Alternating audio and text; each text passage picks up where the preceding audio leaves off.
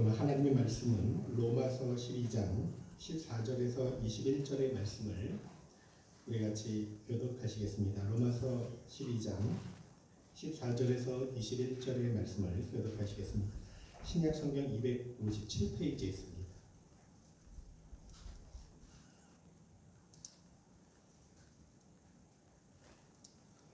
너희를 박해하는 자를 축복하라.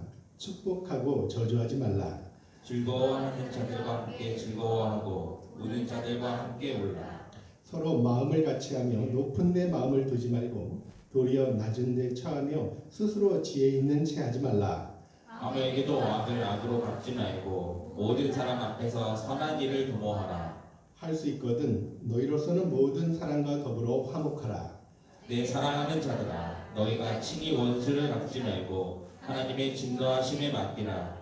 그렇되었을 때 원수 갚는 것이 내게 있으니 내가 갚으리라고 주께서 말씀하시니라. 내 원수가 줄이거든 먹이고 목마르거든 마시게 하라.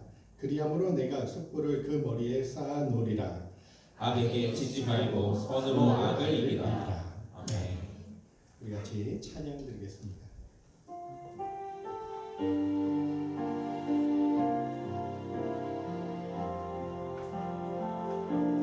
성령님 이곳에 오소서. 나의 생각 모두 아시는 성령님 내 맘에 오소서. 내게 말씀하소서. 주의 종이 되겠나이다.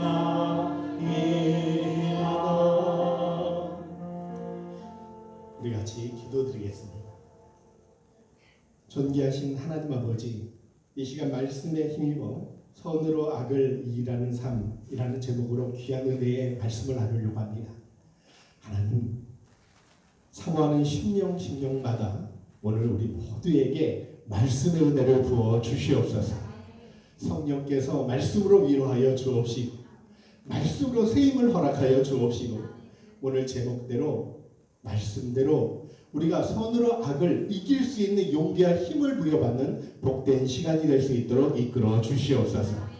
정말 전하는 자 듣는 자 함께 은혜 받게 하여 주옵시고 우리 하나님의 말씀만이 영원히 기억되고 남을 수 있도록 성령께서 인도하시길 소원하고 감사드리오며 예수님의 이름으로 간절히 기도드리옵나이다.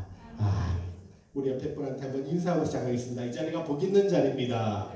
오늘도 큰 은혜 받으십시오. 주님의 이름으로 사랑합니다.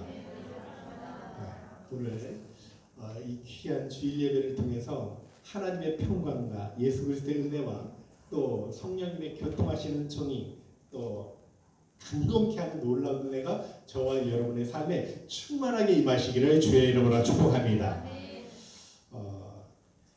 심리학 용어 중에 마더 테레사 효과라는 그게 있어요. 여러분 많이 좀 들어보셨을 거예요. 마더 테레사 효과가 뭐냐면 돕는 활동을 통해서 일어난 정신적, 사회적 아니면 신체적인 변화를 이야기해요. 이게 하버드 의대에서 실험을 해서 생겨난 용어인데요. 하버드 의대에서 두 그룹 학생들한테 실험을 한 거예요. 첫 번째 그룹한테는 돈을 받는 노동을 하게 하고요. 그리고 다른 한 그룹은 대가 없이 그냥 봉사를 하겠다는 거예요. 근데 노동을 마친 두 그룹의 그 체내 면역 기능 변화가 굉장히 크게 나타났다는 거예요. 뭐냐면 아주 놀라운 사실을 알게 됐는데 돈을 받지 않고 봉사한 그 한 그룹의 학생들은 나쁜 병균을 물리칠 수 있는 그런 항생체가 형성이 되고요. 그리고 또 면역 기능도 크게 향상이 되었다는 거예요. 이 실험을 좀 한 단계 높여서 이제 더 실험을 한 거예요. 마더 테레사 전기문을 읽게 한 다음에 실제 봉사를 하지 않았어요. 이 인체의 변화를 조사를 했는데 결과는 뭐냐면 직접 봉사를 하지 않더라도 마더 테레사의 전기문을 읽는 것만으로도 인체 생명 능력이 크게 향상이 되었다는 거예요. 그러니까 타인에 대한 봉사를 생각만 해도 이 신체 내에서 바이러스를 싸우는 면역 기능이 향상되었다는 뜻이에요. 아주 놀라운 결과죠.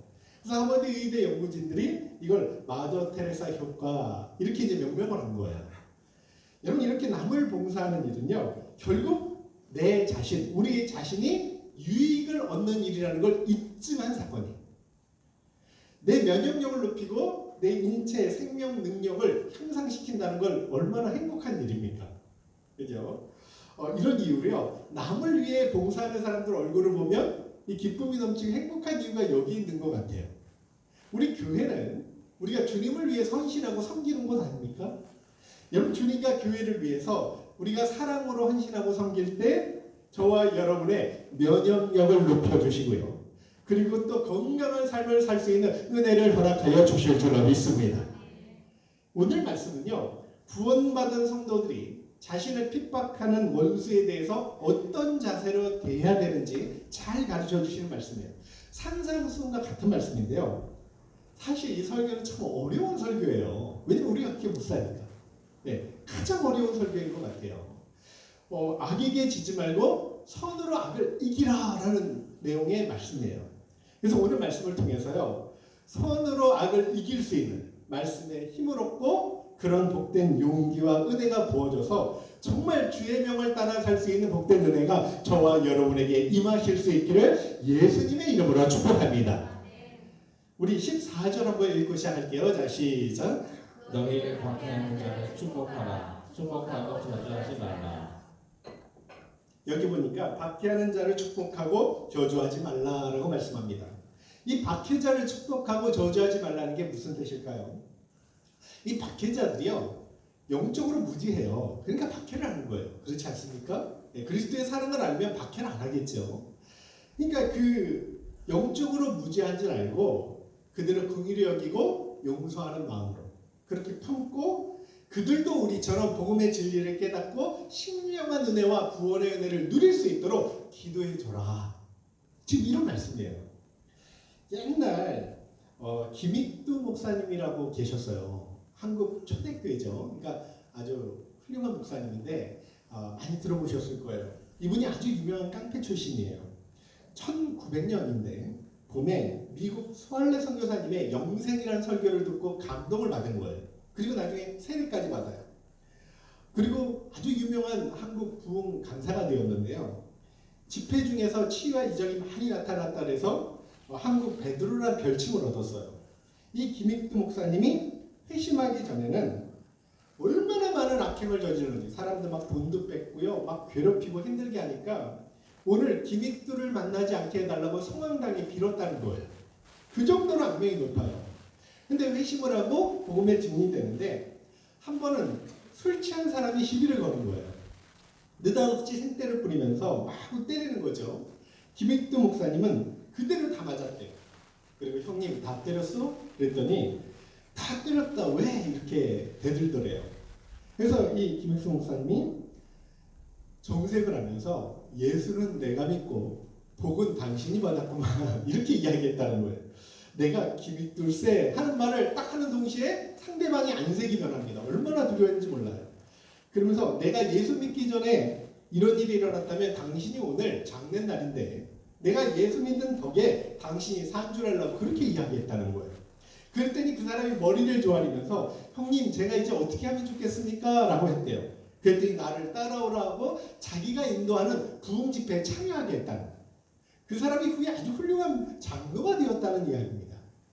여러분 산상수훈에 마태복음 5장 43절 44절에 이렇게 말씀합니다. 한번 같이 한번 읽어볼게요. 자 시작. 또 내 이웃을 사랑하고 내 원수를 미워하라 하였다는 것을 너희가 들었으나 나는 너희에게 이르노니 너희 원수를 사랑하며 너희를 박해하는 자를 위하여 기도하라. 누가복음 6장 28절도 한번 읽어볼게요. 자 시작. 너희를 저주하는 자를 위하여 축복하며 너희를 모욕하는 자를 위하여 기도하라. 네, 하나 더 볼게요. 데살로니가전서 5장 15절입니다. 시작. 삼가 누가 누구에게든지 악으로 갚지 말게 하고 서로 대하든지 모든 사람을 대하든지 항상 선을 따르라. 자, 선으로 악을 이기라는 말씀들이에요. 이게 근데 사도든 또 주님이 직접 말씀하시든 다 하나님의 명이잖아요. 사실 사람들은요. 자기를 핍박하는 자들에 대해서 사랑하기는커녕 얼굴을 돌리는 게 일반 아닙니까? 보기 싫잖아요. 또 해를 끼치는 자들은요, 천벌이 임하는 걸 여러분 바라지 않아요? 나한테 손해를 끼치거나 해를 끼친 사람은 하나님의 벌이 즉각 임하는 거, 여러분 그런 거 바라지 않습니까? 이게 일반이라는 거예요. 이런 까닭에 원수 사랑은요, 인간 한계를 뛰어넘는 것 같아요. 그죠? 원수들이 어떤 이익을 주면 몰라도 그냥 사랑하라는 건 불가능에 가깝습니다. 물론 남한테 원수 사랑하세요 라고 말하기는 쉬워요. 근데 자기가 원수를 사랑하는 건 어렵습니다. 주님이야 성자 하나님이 되시니까 하나님 못하실 거 없잖아요. 근데 이건 우리 인간의 본성을 거스르는 일이니까 굉장히 어렵게 느껴져요. 만약 여러분을 박해하는 사람이 있다고 생각해 보세요. 그들이 저주하지 않는 것만 해도 잘한 일 아닌가요? 그것도 굉장히 잘한 일이에요. 그죠? 그들을 욕하거나 저주하고 할 수 있잖아요. 근데 주님은 더 적극적으로 그들을 축복하고 그들을 위해 기도해 줘라라고 말씀하는 거예요. 아시다시피 여러분 바울도요. 그리스도를 믿기 전에 만나기 전에는 교회를 핍박하고 주님을 대적하고 십자가에 못 박았던 장본인이었다는 거예요. 그런 바울을 하나님께서 용서해 주시고 그리스도와 다메섹 도상에서 만나 주시고 또 이방인의 사도라는 귀한 직분까지 맡겨 주셨어요. 그 다음부터 바울이 어떻게 합니까? 받은 은혜 생각하면서 인내하고 또 축복하고 핍박자를 위해서 기도하는 삶을 살게 돼요. 그리고 로마 교회를 향해서 성도들에게 이제 원수까지 사랑하라는 주님의 명을 전하고 있는 거예요. 사랑의 원자탄이라는 별명을 가진 손양원 목사님이 계셔요. 이 손양원 목사님이 자신의 두 아들을 죽인 범인을 양아들로 입양한 분이에요. 굉장한 분이죠. 이 범인이 사형을 당할 그런 시점에 구명을 탄원해서 그 담당관들을 감복시켰다는 거예요. 그래서 사형에서 구해낸 다음에 그 사람을 양아들로 입적을 했어요. 이건 보통 사랑이 아니지 않습니까? 이 손양원 목사님도요. 원수까지 사랑할 수 있는 이유가 뭐냐면 다 나를 구원하신 아들까지 내어주신 하나님의 은혜와 사랑 때문이라는 거예요. 근데 이건 바울이나 손양원 목사님만 받은 은혜는 아니잖아요. 우리도 동일한 은혜와 사랑을 받았잖아요. 당시 유대 민족을 보시면 철천지 원수 같은 존재가 있어요. 로마 사람인데요. 유대인들은 로마를 극혐합니다. 그죠? 아주 혐오하죠. 그래서 열혈당을 조직해가지고요. 로마 정치부의 암적인 존재를 암살하기도 하고 반란을 자주 일으켰다는 거예요. 예수님의 제자 중 가나안인 시몬도 이 열혈당 당원이었어요.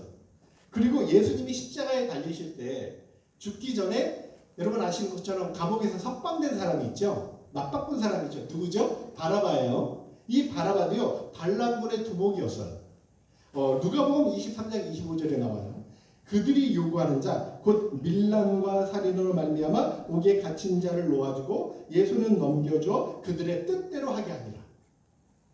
이런 열혈 당원에게 원수를 사랑하라고 전하면 도저히 이해를 못할 거예요. 공산주의의 창시자라고 불리우는 여러분 카를 막스는 종교에 대해서 이 민중의 아편이라는 말을 했습니다. 원수 사랑에 대해서 이런 이야기를 해요. 약자가 힘이 없어서 자기 합리화를 하기 위한 논리라고 이야기해요. 그러면서 조롱을 한 거예요. 근데 원수 사랑은요. 하나님의 구속 섭리예요. 왜냐하면 성경을 보면 우리도 하나님과 원수 관계였어요. 근데 하나님이 우리를 어떻게 내요? 원수로 대하지 않고 아들까지 내어주시면서 우리를 구원하시고 자녀 삼아주셨다는 거예요. 이것이 요한복음 3장 16절에 잘 나타나 있어요. 혹시 기억하시면 한번 같이 한번 암송해 볼까요? 하나님이 세상을 이처럼 시작. 하나님이 세상을 이처럼 사랑하사 독생자를 주셨으니 이는 그를 믿는 자마다 멸망치 않고 영생을 얻게 하려 하십니다. 너무나 귀한 사랑을 주셨어요. 원수된 우리를 자녀 삼아 주셨다는 거예요. 그 일로 하나님이 손해보신 거 있나요? 손해보신 거 없어요. 왜냐하면 수많은 열매를 얻으셨어요. 하나님의 사랑을 깨닫고 지금도 하나님 앞에 돌아와서 회개하고 구원받는 자녀들이 생겨나요. 하나님은 우리한테도 우리의 유익을 위해서 원수를 사랑하고 그들을 위해서 기도해줘라 라고 그렇게 말씀합니다. 다른 사람이 아닌 우리의 유익을 위해서. 여러분 우리가 감정대로 원수에게 보복을 한다고 생각해 보세요. 그럼 어떻게 될까요? 순간은 마음이 후련해질 수도 있고 통쾌할 수도 있어요. 그런데 그 일로 원수 가족들과 또 다른 원수가 돼요. 그리고 보복의 악순환은 계속될 거예요. 고리가 끊어지지 않아요. 뿐만 아니라 우리는 세상죄에 오염이 되고요. 마음은 사탄이 주는 증오신 미움으로 가득 차게 될 거예요. 그리고 원수 갚는 건 하나님께 달려 있으니까 하나님의 절대 주권에 도전하는 아주 큰 죄가 된다는 거예요. 얼마나 큰 손해라는 거예요. 유익되는 게 하나도 없다는 거예요. 그래서 하나님은 우리 유익을 위해서 구속의 원리대로 너희가 원수를 사랑하고 그를 위해서 축복하며 기도해줘라 라고 우리에게 말씀하시는 거예요. 골로새서 3장 13절 14절 한번 읽어볼게요. 자, 시작. 누가 누구에게 불만이 있거든 서로 용납하여 피차 용서하되 주께서 너희를 용서하신 것 같이 너희도 그리하고 이 모든 것 위에 사랑을 더하라. 이는 온전하게 맺는 띠니라. 만약 우리가요 주님 말씀대로 모든 걸 하나님께 맡기고 원수에게 선대하면서 또 그를 위해 기도해주면 혹시 친구로 만들 수도 있지 않을까요? 우리 주님이 그랬죠. 원수를 품으시니까 우리를 친구 삼아 주셨잖아요. 친구는 되지 못한다 할지라도 하나님께서 그 원수 갚는 걸 직접 갚아주신다는 약속도 주셨어요. 그러니까 그들이 끝까지 회개하지 않으면 그런 은혜도 주신다는 거예요. 여러분 우리가 보복하는 게 강도가 높습니까? 하나님이 보복하는 게 강도가 높습니까? 하나님이죠. 그러니까 모든 걸 하나님께 맡기라는 거예요. 다윗은 자신을 죽이려 한 사울왕을 끊임없이 용서하지 않습니까? 직접 죽일 수 있는 기회가 2번이나 있는데 살려줘요. 그러면서 다윗은 이스라엘 통일 왕국의 왕이 되고요. 그런데 사울왕은 비참한 죽임을 맞이하게 되는 게 성경에 다 나오잖아요. 이렇게 하나님은 다윗을 높여주셨다는 거죠. 참 승리자가 될 수 있는 은혜를 주셨다는 거죠. 우리가 말씀대로 살아가기를 힘쓸 때 저와 여러분의 손도 높이 들려주시고 승리자가 될 수 있는 은혜를 허락하여 주실 줄로 믿습니다. 하나님께서 그런 은혜를 주신다는 거죠. 그래서 이 시간에요. 중요한 거는 이게 우리 힘으로 안 되잖아요. 하나님이 은혜를 부어주시고 사랑을 부어주셔야 그 사랑을 가지고 할 수 있는 일이잖아요. 오늘 예배를 통해서 하나님의 사랑이 저와 여러분 심령 위에 충만히 부어주실 수 있는 은혜가 있기를 주의 이름으로 축복합니다. 여러분 하나님 말씀대로 살면요 내게 아주 큰 유익이 있고 하늘에 상이 있다고 말씀하죠. 먼저는 하나님이 굉장히 기뻐하셔요. 우리에게 은혜를 주셨는데요. 중요한 건 우리가 말씀대로 살면 그 은혜를 잘 보존해 나갈 수가 있어요. 유지시켜 나간다는 거죠. 여러분 아시는 것처럼 그 이스라엘의 12지파 중에 장자가 르우벤이잖아요. 그 르우벤이 장자의 특권 속에서 태어났는데 그 장자권을 잃어버리죠. 유지를 못해요. 왜냐하면 아버지의 친상을 더럽혀서. 근데 우리가 말씀대로 살아가면 이렇게 은혜를 유지하고 그 축복을 계속 보존할 수 있다는 거예요. 뿐만 아니에요. 박해자에게 분을 참지 못하고 막 쏟아버리면 후련할 줄 모르지만 하나님의 은혜를 상실하지 않습니까? 마음을 황폐하게 된다. 그런데 말씀대로 살면 그런 일이 없다는 거죠. 자, 20절 한번 읽어볼게요. 자, 시작. 내 원수가 죽이거든 먹이고 목마르거든 마시게 하라. 그리함으로 내가 숯불을 그 머리에 쌓아 놓으리라. 자, 이 말씀을 많이 인용을 해요. 숯불을 머리에 쌓아놓는데요. 이게 뭘까요? 원수에게 먹이고 마시게 하면 그런 뜻이에요. 다양한 견해들이 있는데요. 원수에게 위해를 가한다는 견해가 하나 있어요. 뭐냐면 우리가 원수한테 이렇게 선행을 베풀어요. 그럼 하나님께서 공의로운 심판으로 원수에게 형벌을 가하실 것이라는 그런 말씀. 그런 견해가 하나 있어요. 그리고 또 다른 견해는 뭐냐면 숯불을 머리에 쌓는 행위는요. 숯불을 담은 그릇을 머리에 이고 다니는 그런 경우에. 그러니까 애국 풍습인데요. 성도의 선행이 악인들이 회개하는 촉매제가 된다. 이런 뜻이에요. 그러니까 우리가 선행을 악인 원수들한테 막 베풀잖아요. 그러면 그걸 통해서 그들이 부끄러움을 느끼고 회개하고 들어올 수 있다는 거예요. 그리고 또 마지막으로 숯불을 머리에 쌓는 건 뭐냐면요. 숯불을 꺼트린 자가 이웃에게 가서 이 불씨를 빌리는 행동을 이야기해요. 고대 행동은요. 불씨가 굉장히 귀할 거 아니에요. 이 불씨 꺼트린 자에게 불씨 빌려주는 게요. 큰일이었어. 아주 큰 친절이라는 거예요. 그러니까 너희 원수가 혹시 필요하다면 그렇게 은혜를 베풀라는 뜻이에요. 그래서 원수가 줄일 때 먹이고 원수가 목마를 때 마시우게 하라라는 말씀을 하신 이유가 여기 있는 거예요. 이걸 다 종합해 보니까 이거예요. 원수들에게 불신을 빌려주는 호의를 행하든지 그것 때문에 또 원수가 회개하고 하나님께 돌아올 수도 있잖아요. 아닐지라도 하나님이 모두 원수 갚음을 맡기면 하나님이 대신 또 다 갚아주신다는 뜻이에요. 그래서 보복하지 말로 선으로 악을 이기라 이런 말씀이에요. 여러분 사랑이요 강팍한 심령도 녹이는 힘이 있다고 말씀하죠. 살다 보면 진짜 원수 같은 사람이 꼭 생겨요. 어느 공동체든지 한 사람 이상씩 원수 같은 사람은 꼭 있어요. 그런데 주님 병을 받들어서 우리가 이 선으로 악을 이기려고 하면 얼마나 복된 일이 되겠느냐.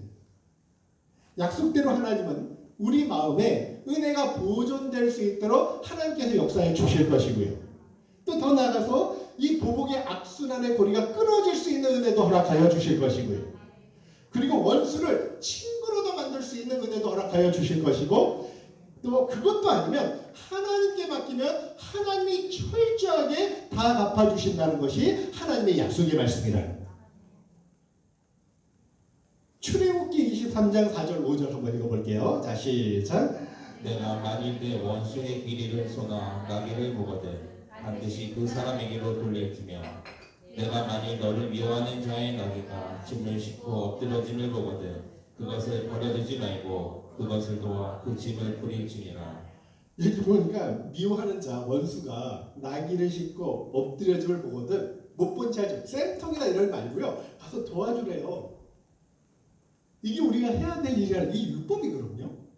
하나님의 뜻이에요. 이게 하나님 기뻐하시는 줄. 여러분 누가복음 6장 27절 29절 한번 볼게요. 자 시작. 그러나 너희 듣는 자에게 내가 이르노니 너희 원수를 사랑하며 너희를 미워하는 자를 선대하며 너희를 저주하는 자를 위하여 축복하며 너희를 모욕하는 자를 위하여 기도하라. 너의 이 뺨을 치는 자에게 저 뺨도 돌려대며 내 겉옷을 빼앗는 자에게 속옷도 거절하지 말라. 한 번은 사람들이 현장에서 가늠하다 잡힌 여인을 예수님께 데려왔어요. 그래서 예수님을 시험하려고 이제 데려온 거죠. 이렇게 질문해요. 모세율법에는 돌로 쳐 죽이라고 돼 있는데 어떻게 생각하냐는 거예요. 그때 예수님이 아무 말씀 안 하시고 땅바닥에 어떤 글씨를 써요. 아마도 추측하기는 그 사람들의 죄악명을 쓴 것 같아요. 그리고 일어나셔서 너희 중에 죄 없는 자가 돌로 먼저 치라 그랬어요. 먼저 치는 사람이 증인이거든요. 근데 하나씩 다 도망갔다는 거예요.